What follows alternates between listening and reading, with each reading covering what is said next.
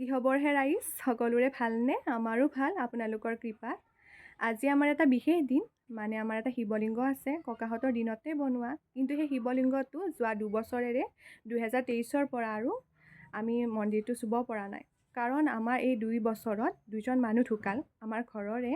প্ৰথমতে মোৰ দেউতা ঢুকাল, তাৰে 10 মাহ পিছতে 2023ত দেউতা ঢুকাল ফেব্ৰুৱাৰী মাহত। তাৰে 10 মাহ পিছতে ককাও ঢুকাল। এনেদৰে মন্দিৰ চুব নাপায় বুলি কয় নহয় আমাৰ ভাষাত। আৰু অকণমান দিন আগতে অলপ দিন আগতে আৰু ককাৰ কাজখনো গ'ল, বছৰিকা কাজখন। সেইকাৰণে যিহেতু আজি সোমবাৰো দিনটোও ভাল, আমি আজি মন্দিৰটো চুম।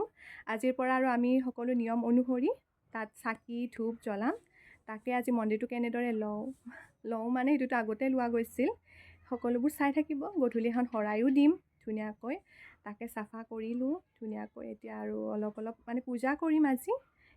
আমাৰ এই শিৱলিংগটো স্থাপন কৰা প্ৰায় 30 বছৰৰো অধিক হৈছে, কাৰণ ককাহঁতৰ দিনতে স্থাপন কৰা হৈছিল। সেইকাৰণে 2 বছৰৰ অন্তত আজি মন্দিৰটো চুলোঁ, ধুনীয়াকৈ এভাগ পূজা কৰিলোঁ। তাত 2খনমান ভগৱানৰ ফটো স্থাপন কৰিলোঁ।